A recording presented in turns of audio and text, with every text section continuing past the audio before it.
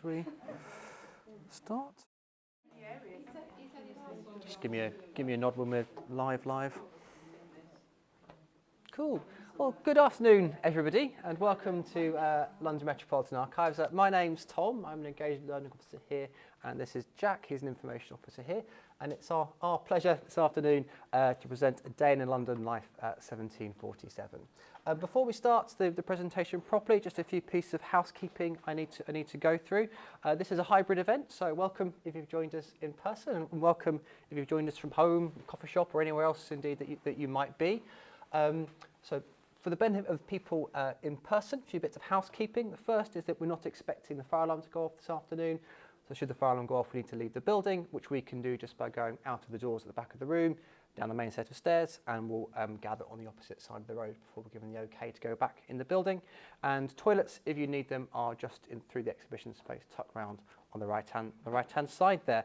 And some of you noticed it already. Please ignore, or feel free to read after, I should say, the exhibition panel that's meandered in here from the exhibition. Having a little bit of an issue with the plumbing this week, and it's a refugee from the exhibition space. But we need a nicer, flat place to put it. So if you're wondering why that's there, that's the reason. And in terms of the housekeeping, for those of you who are joining us digitally, if you have questions or comments, please feel free to pop them in the chat. My colleague Jack will be looking after that. If there's problems with the sound or the vision as well, do let us know. It's helpful. If it's something our end, we can fix it, and we'll do our best to give you any pointers if it might be something your end as well. So any problems, do pop that in the chat there. And we will be taking questions at the end, both in person and from digital as well. But if I could ask people to hold their questions to, and that makes everything flow a bit more easily. So, and then finally I should say that for both of you in person and at home, a recording of this talk will be available in about a week's time or so, and we'll send that recording to you via the link that you registered with to Eventbrite. So, on the screen now are two of my favourite 18th century figures. The one on the right, many of you I think will probably recognise as William Hogarth, the famous artist and satirist. And on the left is an image that represents John Rocque, the famous map maker, map seller and cartographer. I suppose I am tempted to say my three favourite figures. I'm quite fond of the little dog there as well. That's Trump, Hogarth's pug. But he probably has less to say about 18th century London than the other figures. So we'll stick for two for now. These two figures are going to be our main, but by no means our exclusive guide to London in 1747 this afternoon. Excuse me, 1746, I'm getting it wrong already. So I chose 1746 as the date because that is the year when two of John Rocque's masterpieces were published. A plan of the cities of London, Westminster and Southwark, and his 10 miles round. So that's kind of our anchor date for this afternoon. But in the interest of good storytelling, I am going to jump around a little bit from that date. Not more than a decade or two. I don't think that was too much between friends, the odd decade here and there.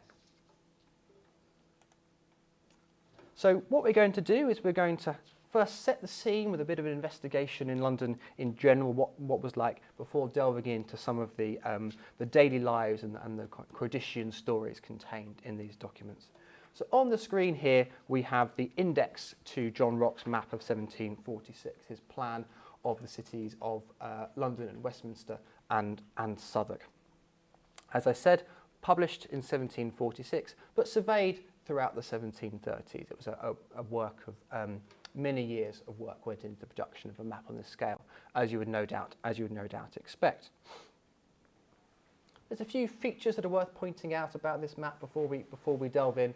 The first is we can see that this is a London that is still not exclusively, but hugging the river there. The river is a focal point for London at this time. The two cities of London, the City of London to the east, the City of Westminster to the west, and the Borough of Southwark to the south, are still the focus of the kind of urban area. This is a walkable city. You could walk across it in an hour or two. Yeah, so just 1 second. Do you want me, yeah, let me know. That's all right. So we're just going to adjust wardrobe adjustments. Hopefully that's better. That should be better, yeah. They're very good. Sorry about that. So sorry if you were struggling to hear at home. I hope that's better. I'll just wait for Jack to give us the nod that that's a little bit better. Yeah. Very good. So hopefully you didn't miss too much. But just to recap then, what we see on the screen here is London as it looked according to John Rocque in 1746. We're noticing how it follows the River Thames. The urban area is based around the city in the east, the City of London in the east, the City of Westminster in the west, and to Southwark as well.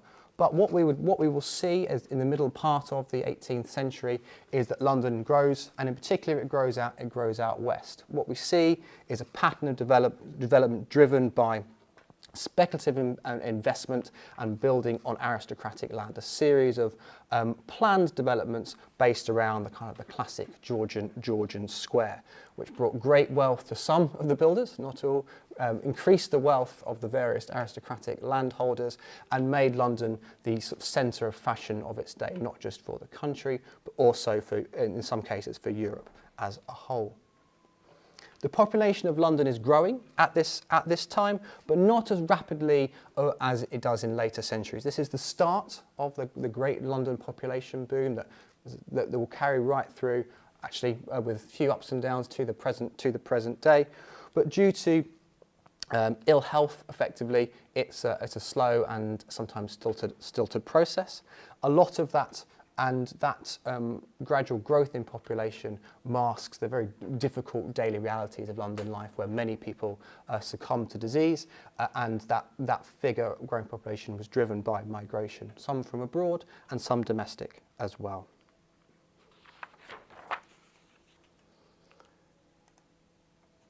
So we now have a general sense of London in our year 1746. And this is where I do a little bit of a chronological bait and switch, which I hope you won't hold against me too much. Because by doing this allows me to explore what is one of my favourite archival coincidences. So on the left-hand side there, we can see a close-up from Rocque's Plan of London in 1746.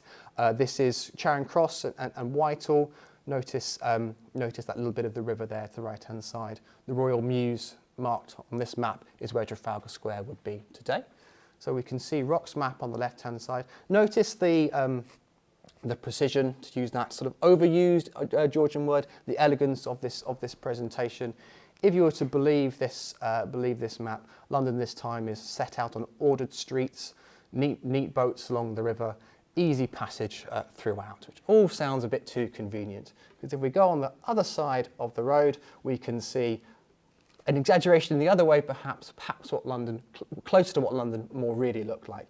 This is the final of a series of prints by William Hogarth, simply entitled Night.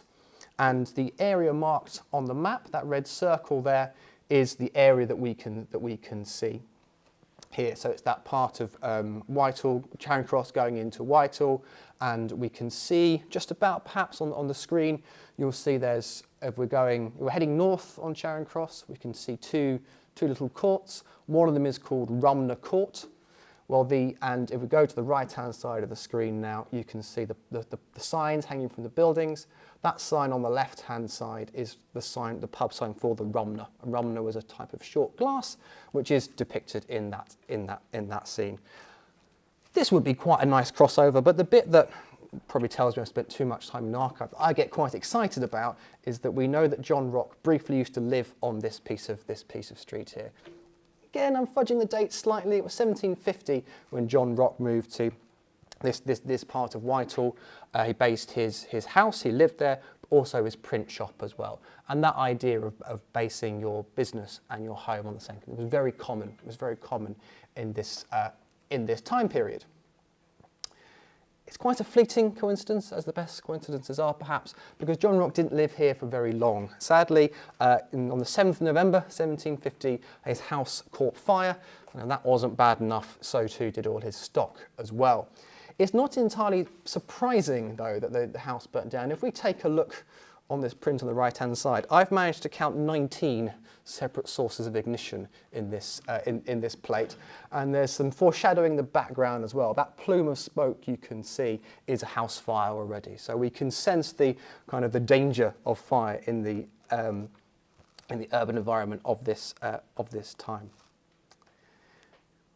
Another nice treat of this print linking us back to this idea of daily life is that we can date this pretty much exactly. We know it was published in 1738, but the scene that it depicts, we can tell is the 29th of May. This was an annual festival known as Oak Apple Day, and it's probably a bit tricky to see at this resolution, so you might need to take my word for it.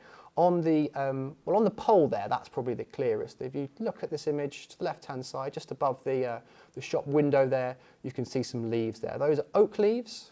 On the central figure there, he has a sprig of oak leaves on his hat, and so too do our little urchins in the right-hand side there as well.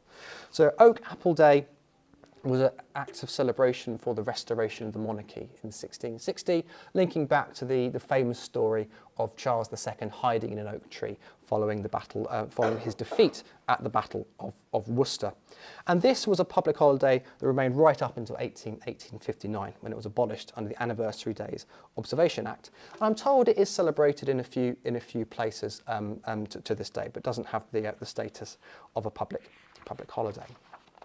And I want to use these figures as they were depicted on the 29th of May, call it 1738, to flesh out our investigation into everyday life at this time period. We're going to take the figures and the scenes in turn. We're going to find out a little bit more about their background and perhaps use them as archetypes as well to explore the London of this time. Now, the most striking image, I think, or the thing that our eye is drawn most prominently to in night is the calamity that's unfolding with the stagecoach that is crashing. So it's swerving. On this instance, it's swerving to avoid a festive bonfire, and we can see it's about to be upended. But if you remember in fact, we might go back a slide. Why not? If we have a look here, you might also notice on the left-hand side there that the road is narrowing at this point. And this was to use a modern language, this would be described as an accident black spot as the road narrowed near Charing Cross. And Charing Cross was a sort of a central point for stagecoaches. Sometimes a bit of history is staring us in the face and you don't notice it, certainly the case with me. It wasn't until I was researching this talk I realised that stagecoach is because it travels in stages. So these stagecoaches are for intercity travel. As we've heard, you could get around London by walking or often by sedan share if you could afford it. But if you wanted to travel intercity, you would be using the stagecoach as depicted here.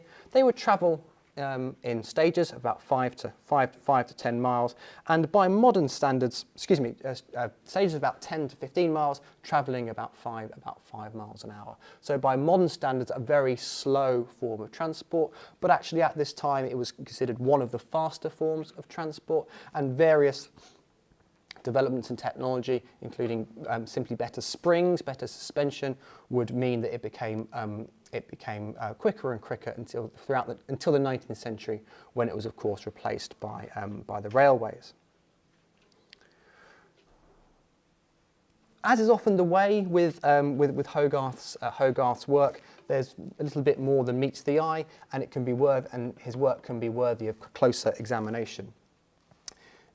This stagecoach just marked the Salisbury flying coach, and this might be an allusion to the Earl of Salisbury or possibly the Earl of Cardigan, who were both aristocrats famed for effectively commandeering stagecoaches and for their reckless carriage driving.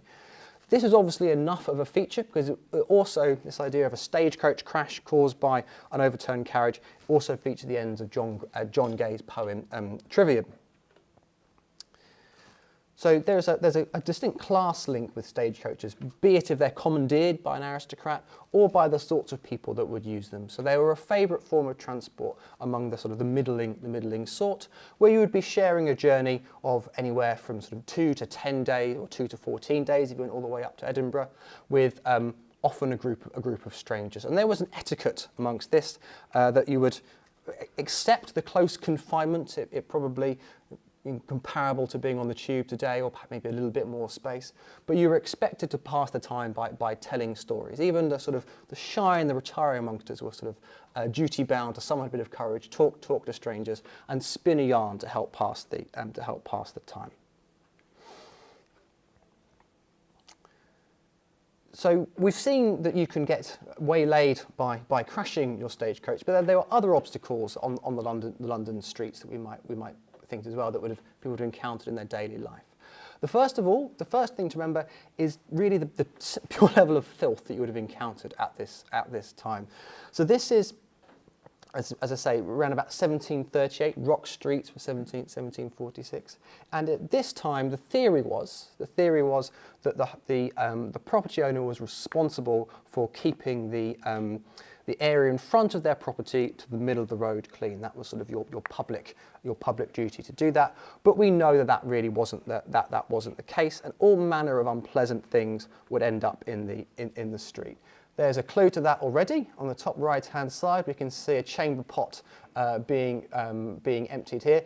Thankfully, not for the person underneath it, but thankfully for us, it's just liquid, but it could be solid as well, quite a lot of the time too. Also, dead animals and other forms of rubbish would end up in the street, and it produced a thick, muddy slurry that was sort of sufficiently organic in its nature that it could be used as fertilizer on fields. By the 1760s, though, we start to see a general ending of patience with this level of filth, and various street improvement acts come about, which allow for easier, and I should emphasise easier, not easier passage, not through the streets of London.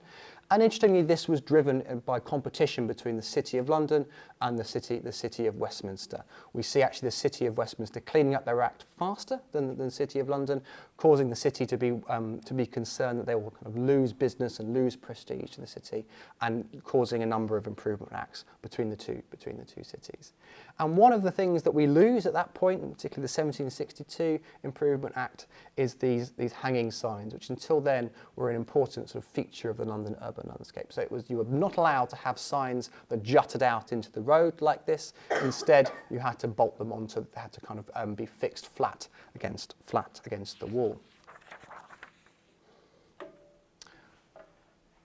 And often, as we can see here, these signs would be used to advertise taverns and pubs and other meeting points. And if we look down at the unfortunate victim of our drenching, we can see a figure here that has, by all accounts, been visiting such an establishment.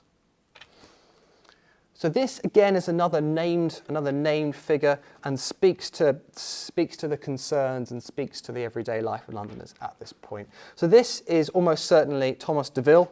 Thomas Deville was a Bow Street magistrate, the forerunner of perhaps the more famous Henry and John Fielding. He was also a mason, which we can see by the outfit that he's wearing. In particular, we can see the necklace that he wears with the set square there, a Masonic symbol. Thomas Deville was, as I say, a magistrate. He was also part of the same Masonic lodge as Hogarth, and so there's a good chance they would have gone effectively drinking together. And Thomas Deville was unpopular with the populace at the time, and unpopular by many members of the populace at the time, and by Hogarth as well, who accused him of being a hypocrite, effectively. So as we can see here, he is a little bit worse from wear after his evening out. Has to be escorted home by the figure on the right, which is a Tyler. That's another Masonic figure. And he is drunk. But the charge of hypocrisy comes in because he was famous for particularly harsh sentences in enforcing the gin acts of this time. So the idea really being that it's one rule for the wealthy, another rule for the poor. He was also his morals were questioned in other ways. He had 25 children by different women, and this was something that again was something that was frowned upon, shall we say, at the time. But of course, there were bigger families back then, so not quite as extraordinary as it might seem today.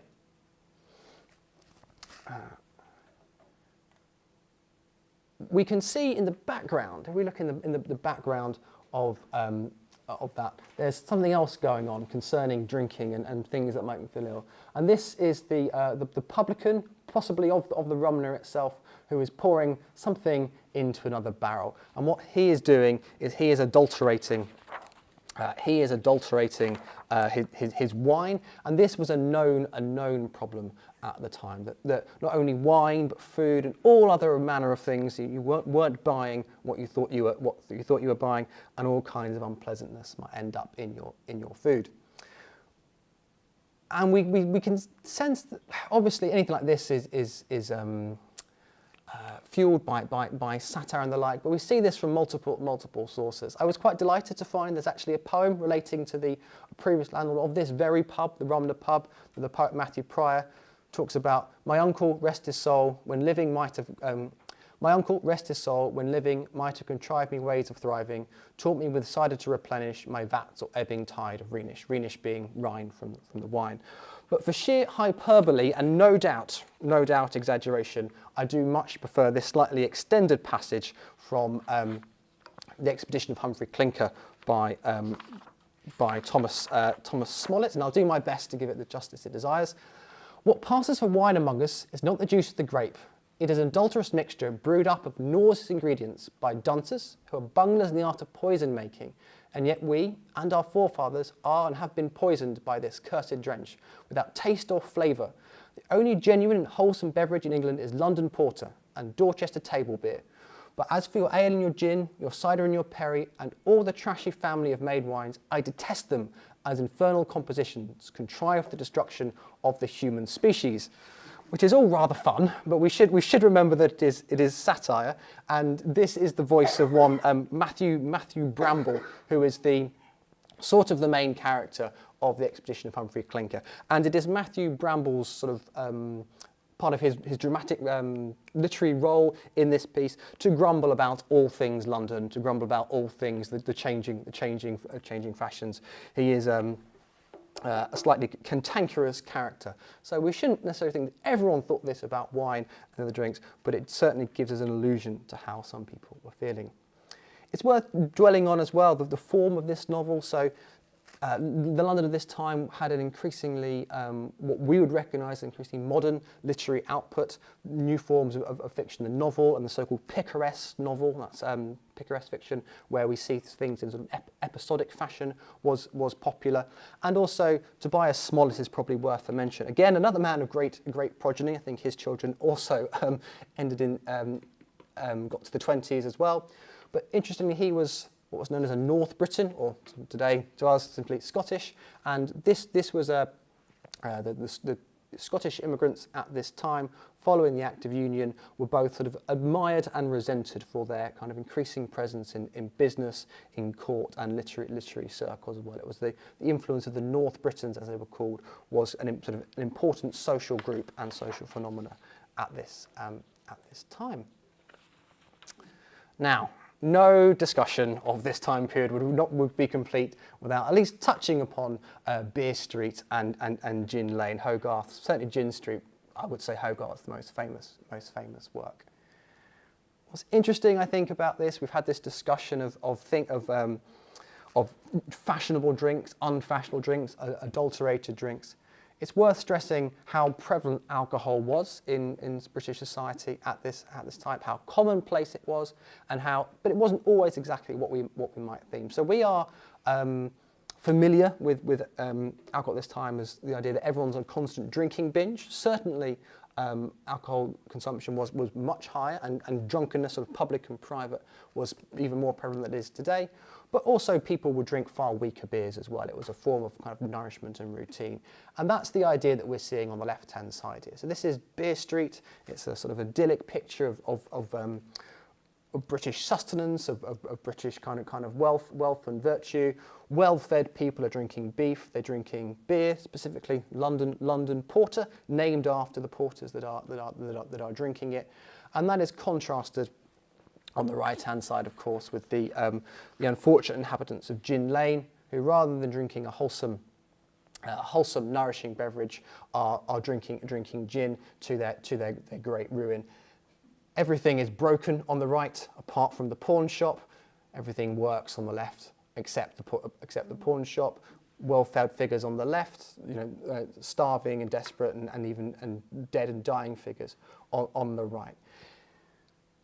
it's quite tricky, I think, when analysing things like the gin craze, or viewing them from the benefit of several centuries hence, to kind of know what to make of it. I certainly find it tricky, because in pictures like this, in the description of it, I can recognise both a moral panic around people with less money enjoying themselves. We can recognise a moral panic around the role of women enjoying a freedom and a new pleasure, but we can also see genuine suffering, genuine poverty, and the challenges of society incorporating something new as well. Distilled beverages, we take them for granted today. We take our whiskies, our vodkas and our gins, of course, for granted today. This was effectively a new thing, a new technology on this scale at this time, and with all kinds of dislocating social consequences, particularly if we figure in the migration, the changing kind of social structures of London at this time. So I always find talking about gin a bit of a tricky one, but there's no denying the real and everyday impact this beverage had on people at this time, and hence its exploration in satire here. I think we'll just skip past that one. There was another new beverage that had come to London a little bit ahead of gin in the second half of the 17th century, and that was coffee. And this is both, a culinary phenomena. It's also another idea of a new drug effectively being introduced into London society, but it's also an important hub for business. It's worth exploring as well. So we've talked about our Masonic friend Thomas Deville, part of the Masons. There it looks like he was out with his friends having a good time, but no doubt a lot of business would have been discussed as well. So business and everyday life, fraternities were places to socialise, but also places to do business, particularly in a world that is dislocating, where people are coming from sometimes different countries, but different parts of the United Kingdom. People are being drawn together in London, and being able to socialise. Certainly for men to be able to, should probably be more so men to socialise around people from similar places, similar interests, was important, and coffee houses were a very important venue for that, where both sort of sociality and business overlapped, and was also an important scene for the start of as the British Empire started to grow, a nexus for that as well. And on the screen here we have the location of the Jamaica Coffee House marked. I think this is actually from Horwood's map rather than no, I'm lying. This is from the Ogilby and Morgan map. Excuse me, I didn't annotate it. So a slightly earlier map, but that is the location of St Michael's Alley. And jumping the other way on the right-hand side, we have George Shepherd issue of St Michael Cornhill, but that building on the left is the Jamaica Coffee House there. So coffee houses were important as places to socialise. They're important to drink coffee, something that is credited with aiding people's concentration, keeping them sober enough to do more business than they would have done if the same business would have been conducted at the pub. And these coffee houses delineate around particular business interests. And the Jamaica Coffee House then was for people interested in the trade with the West Indies. That would have involved spices, that would involve sugar, and soberingly, of course, that would involve enslaved people as well at this time. There's an increasing what we call black presence in London at this time, and one of the ways that we know about this is through the so-called hue and cry advertisements. Hue and cry advertisements are effectively enslavers trying to get what they think of their property back, trying to recapture enslaved people.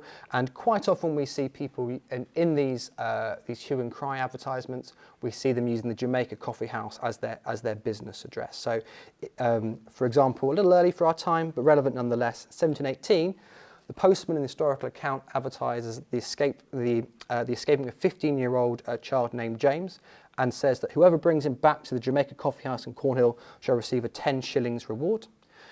A decade later, we hear of a 2 guinea reward for the return of a black slave escapee named Kaelia Edini, again to the Jamaica Coffee House. So coffee houses could be places of sort of serious business and disquieting business to a modern observer as well. But we should also remember that they were places to socialise as well. So I couldn't couldn't help but dwell on the Hogarth connection to coffee houses here, because it's both a Hogarth connection and a local connection as well. So not far from us here, about five minutes walk, is St John's Gate, one of the old an old sort of fortification, long since disused, and in the first part of the 1700s, it was the William Hogarth's father, Richard Hogarth, owned a coffee house here. What you want to do if you were a coffee house proprietor at this time is you wanted to, say, arrange things around a business, arrange things or around an interest, or basically have some kind of gimmick. And Richard Hogarth's gimmick was, in his coffee house, everyone had to speak Latin. He was a failed writer. He was a failed classicist and teacher, and this was going to be his big break. It didn't work, sadly, and Rich Hogarth finds himself in debtor's prison, and this is one of the things that's said to influence Hogarth's sort of take and his realising of how the precariousness of life and how quickly you can fall. And it was also meant to give him sort of first-hand evidence of how debauched the coffee houses could be. This is an example. It's Marriage à la Mode, I believe it is. I've forgotten which. No, Rake's Progress, excuse me. This is Rake's Progress as seen in the coffee house. We can see here that A, they're not drinking coffee, nor B, are they discussing business. If you've been out at a debauched evening at a coffee house, you might need to, at some point, you will need to get yourself home. You might not have your faithful Tyler, like Thomas de Ville, to escort you home. So you might need to get home some other way. And we should remember that London at this time was a very dark city. This is before modern street lighting, before electric lighting, before gas lighting. So you might then have to employ the services of a link boy. This is, again, from Knight. This is a link boy. A link boy is simply a young boy, or sometimes you have link men as well, who would have a link is a light. It's a piece of cloth soaked in resin or something else flammable, and they would basically escort you back with a torch. And they were famous for their hustle. They were famous for offering you a walk home with a light, whether you wanted one or not.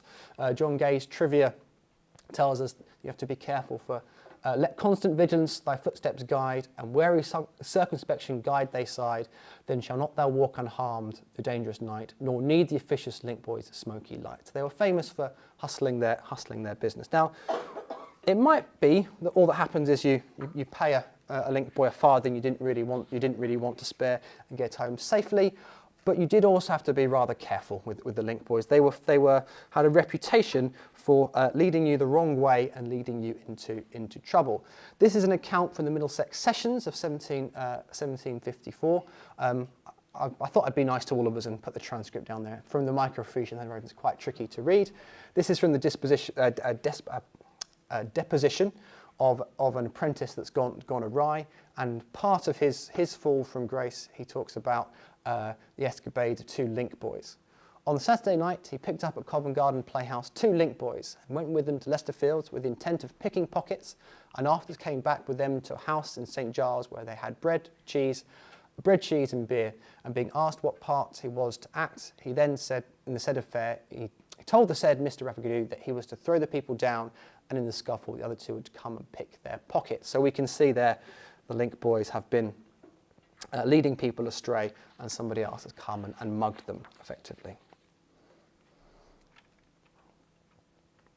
In our picture of Knight, sleeping next to the link boy, we can just see the smoke in the distance there. We can see two figures curled up and making a bed for the night underneath that shop window. These would have been what's known as vagrants. So this was a legal term, and a whole list of people could come under this umbrella. We can see that it's both interestingly specific. For example, fencers and bear wards, those who travel with a bear or a dancing bear, were deemed vagrants. Equally specific, probably, those pretending to have skill in physiognomy, palmistry and fortune telling, those using subtle craft to deceive and impose, or the playing or betting on unlawful games, but also just going simply to all persons wandering abroad and begging, and I think there's one there as well, all people sleeping outside. So a vagrant then was a legal and technical term. It was effectively someone that didn't belong where they were supposed to be, and various forms of sanction could be put against them. And we should say that a large percentage of the London population at the time was either vagrant or at risk of being vagrant, probably the way to put it. Some estimates put only around 40% of people at this time could sort of guarantee something like a stable livelihood through birth, luck, or profession, and the other 60% would have variously had to turn to crime, begging, or would have been other forms of kind of insecure employment, or use the welfare system as rudimentary as it is to a modern eye. And key to this idea of vagrancy and welfare was the idea of settlement. So settlement related to the parish in either which you were born or the parish in which you could prove a long-standing employment connection. So London was divided into various parishes. This was the unit of administration that you would use, and here we have here we have the parish of St Clement Danes, and the reason I include St Clement Danes, I'm going to skip ahead a little bit. Yeah, there we go. This is the one that I want. The interior here is because we know from the very excellent London Lives website, we have an example of a vagrant life, and this is one Rachel Herbert.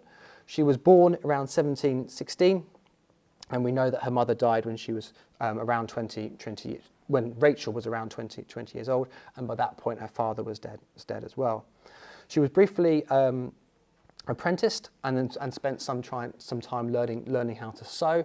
This was a very common form of female employment at this time, sewing, second really only to domestic service as the important way for women to make a living in the capital.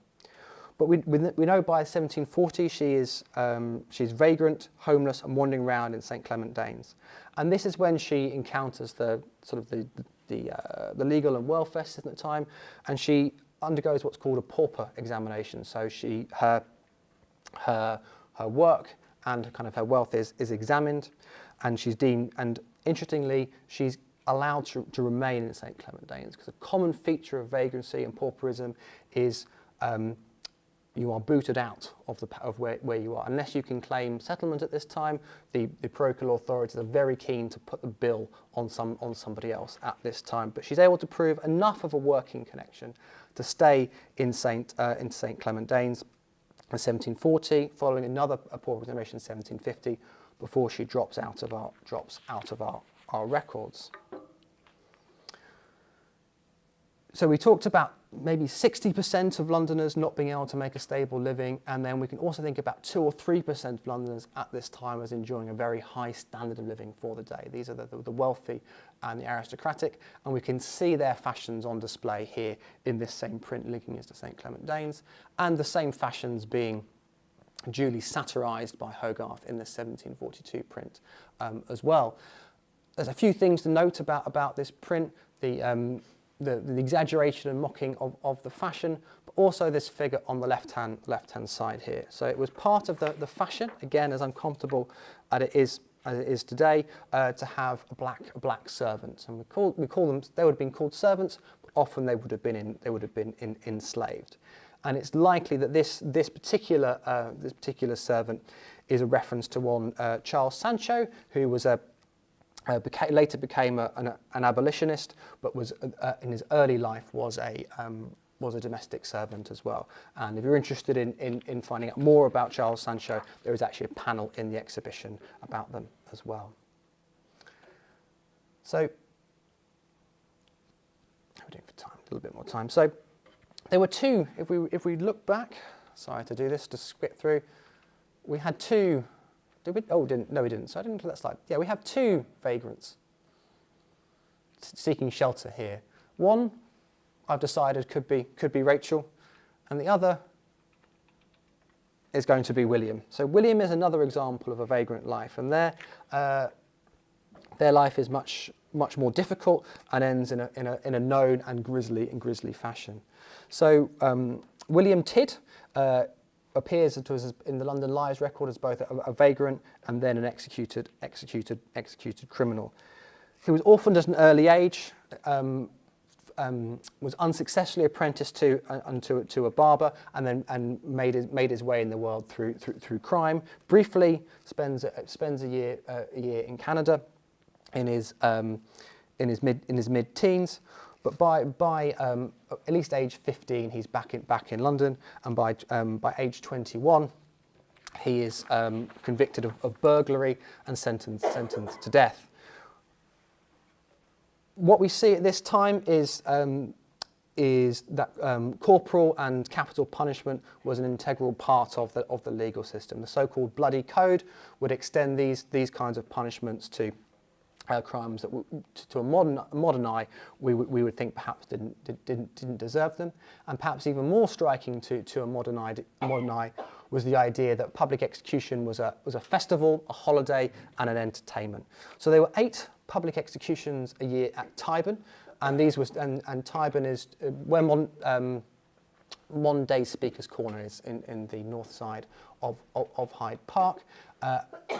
Prisoners were hanged, and we can see the gallows at the right hand side, the top right hand side of this image. These were famously disorderly affairs, as this print again by Hogarth tells us. We know, for example, in the execution of William Tidd, our unfortunate vagrant, on the day of the execution, one of the carts overturned and someone was killed in the crush. After his execution, we know as well as a further deterrent, he was taken down and taken to the anatomist. So this was both designed to serve the idea of taking people to the anatomist, had sort of two functions. One was to provide a sort of a further punishment, a further ignominy upon death, but also was a way to allow for what we think of today as improved scientific research and scientific medicine. And this theme of medicine is the last of our characters and the last of our expression in everyday life. If we come back to night, we can see the shop window open late at night. This is a barber's shop, but obviously not the barber's shop as we think of today. You could get a haircut here, but this is a barber surgeon, one of the last generations of barber surgeons.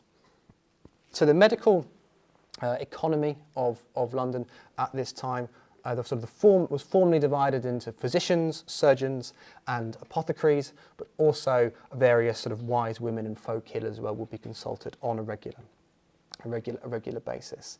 So there's a different theory of medicine, of course, and one of the common treatments for ailments, or even just seen as a way to preserve good health, was to be bled, either with leeches, with the application of leeches to the skin, or alternatively through various forms of bloodletting and sometimes cupping as well.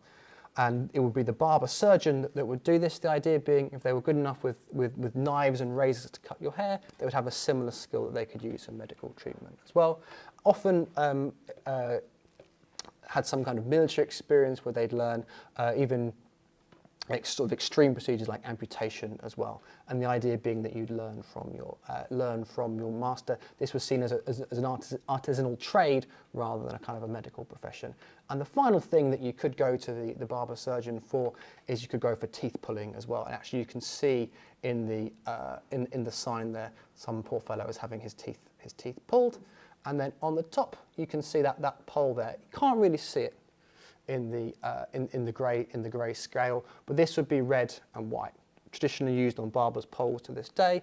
The red is thought to denote the bloodletting, and then the white, the bandages that would go with it. I'm aware that talking too long can be likened to pulling teeth. So at this point, I'm going to draw the main part of the presentation to a conclusion. I hope you enjoyed that slightly rambling and sort of free association wander through everyday life in the London of the 1740s. And I would now invite any questions that we have from the room, and any questions that we have from the audience at home as well. And I'll just say that for the recording, we'll stop at this point, so don't worry about kind of questions appearing on the recording. And we've got, I'm delighted to add, a new microphone. So previously, I'd have said at this point we'd be repeating questions. So we have a microphone that we can pass around the room, which should appear on the stream at home, and that we can also use to read out the questions at home. So do we have any questions? I'm eager to try out the new microphones. Let's start with a question from the room. Any questions in the room? Yes, Tom. Yeah. We have a question. We're going to have a question in the room first, Jack. Oh, in yeah. the room? Yeah. Oh, I thought you meant at home. Well, oh. hello everyone at home. Yeah. I ruined your big moment there, didn't I? Oh. Go on, we'll have a question at home first. I don't want to... You looked all sad, and we'll come to you in a moment, sir. Well, it's about the image on the screen. Actually. Wonderful. Ian asks what the statue of the man on the horse is in the background. Very good question, I do know. So that, it's there to this day, that is the equestrian statue of Charles I. So you might know it. If you think about Charing Cross today, right in the middle of there's that statue there. And interestingly, technically that counts as the middle of London. So we talked about it being a staging point for stagecoach. Even today, if you measure this to London, you drive on the M1 coming home, it says 30 miles to London, it's 30 miles to that point. So yeah, that's the statue. And that's another way that we can obviously orientate this image as well. Thank you. Should we have a question from the room? Let's have a question from the room. So it was Sir. So do you want to take the microphone over? Is that how we're going to do it?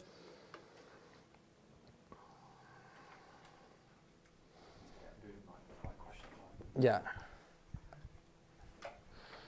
Anyone showed us a picture of a servant boy, a little black servant boy, in the very front and centre of that picture. Yeah. Is that a dog or a monkey? It's a monkey. It's a monkey. Yeah. So yes. So the monkey is, and this is part of the parody. This is part of the parody. So the monkey is, of course, fashionably dressed, because even your monkeys are fashionably dressed if you're an aristocrat at this time, and he's reading a list, and this is a list of the latest, basically checking the receipts of the two figures there at their latest shopping spree. Thank you. Pleasure. Are there some more questions in the room to start with? Then we'll take a tranche from at home. Yeah, I'm a Bart's baby, and I also worked at Bart's for my first job. So Hogarth designed that, painted the staircase there, but I'm just wondering what the timeline was for that, because I'm not sure. I forget exactly when, but I think that's towards from memory, it's towards the end of his career. I think he dies in 1765, so I'd like to say 1750s onward, but I'm very happy to be kind of corrected in that. We remember Hogarth as a sort of a satirist and a printmaker, but he was very keen at the time to be seen as an artist. There was this sort of dichotomy and sort of hierarchy between sort of printmakers and painters, and he was very keen to be seen as both, and that's his work there and his work, the Foundling Hospital, it sort of feeds into that aspect of his career as well. Thank you. Pleasure. Other questions? Oh, that's convenient. Yeah. That's easy. You know that you had that picture of all the drunken men in the coffee house? Yes, yeah. Were these just men-only spaces because it was only men that did business, or were they men-only spaces because they excluded women? Both, really. I would say it would be all part of a big package of strict gender roles, excluding women from these kind of spheres. So you will see women in these, but they will be servants and sex workers. Part two. Yeah. In relation to the enslaved little boy servant. Yeah. Are there any other records of black people being settled here? Yes. Having families and children and... Yes. Yes. Indeed, there are. So, if that's something you're interested in, then we've been doing quite a lot of work in this area as well, and that really is the impetus behind the exhibition that's at the moment, Unforgotten Lives, looking at evidence from parish registers, various administrative records, as well as these kind of graphic sources, trying to kind of give greater emphasis to that presence. Yeah. And there, if you're interested in that, there is a talk coming up on the Black Georgians on the 6th of September as well, which might be of interest to you as well. So what does the Metropolitan Archive go up to? Just the Georgian? Oh no, so we go, in terms of our collection, we are right back to 1067 through to the modern day. Yeah, thank you. Jolly good. Should we take another question? Yeah, we'll take a question from home. Mix it up.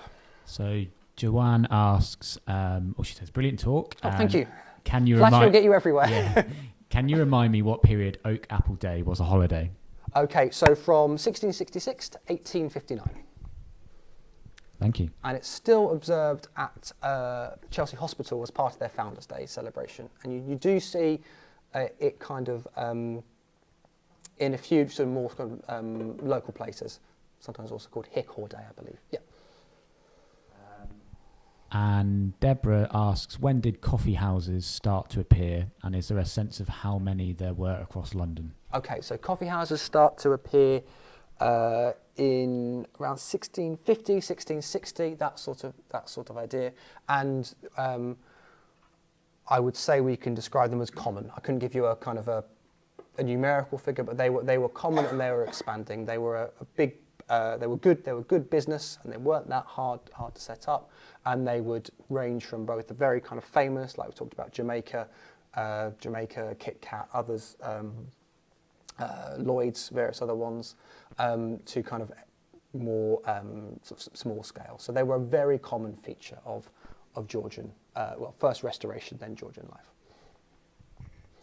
Any questions in the room? Yes, there's a question at the front here, Jack. Thank you very much. So with Hogarth, was he aiming for social change to expose all of the hypocrisy and the debauchery, or was it an artistic kind of just a curious hobby? That's a really good question, and I think PhDs have been written on that and not quite resolved it. So, fools rushing where angels fear to tread. I think probably more commentary. I think my understanding is, and I'm very happy to be corrected on this, that it was a commentary, and he was a philanthropist himself. Important role in the Foundling Hospital, so there is a kind of a commitment to doing something practical. To what extent that is an attempt to upend the existing social order is probably a more vexed question, and he does seem to be, my understanding is, maybe in that regard, maybe a sort of a small c conservative. That's my understanding, but as I say, it's one of those big questions. But yeah. Pleasure. There's a question at the back there, Jack? Or two? Yes, we could go there. We'll go there and there. Yeah.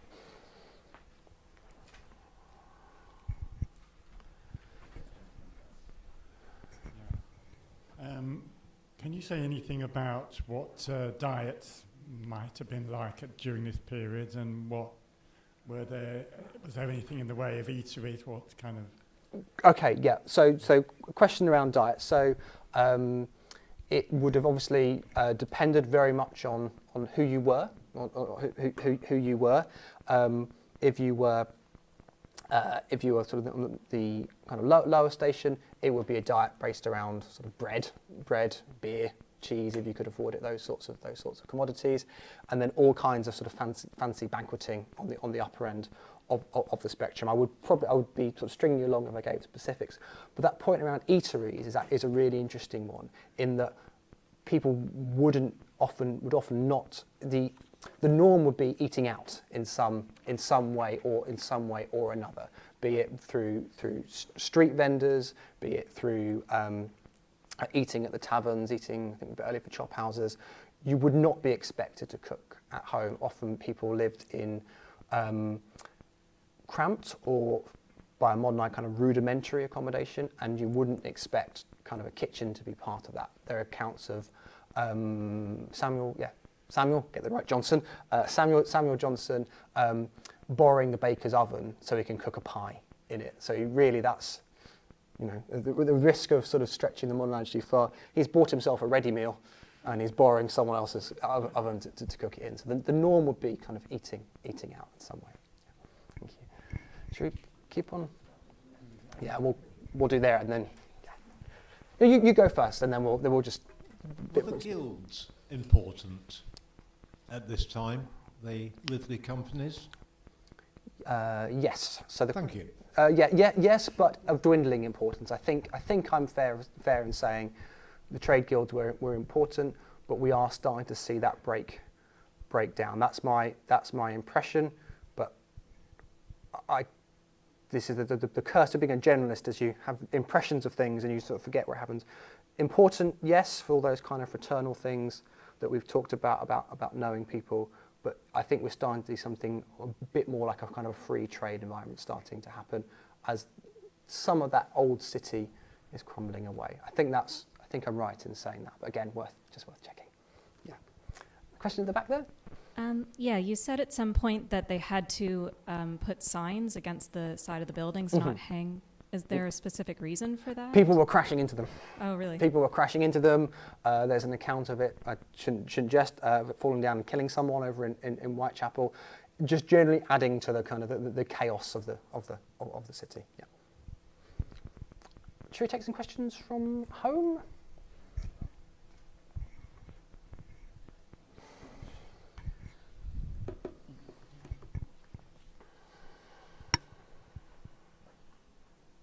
Okay. Ian asks, what is the northern extent of Rocque's map? Good question. Probably around, let's just... so Marylebone Fields, I would say, from that. What would we say? Clerkenwell? That's... Around here? Probably, I think that if we see D, 1D, there's a kind of a round figure.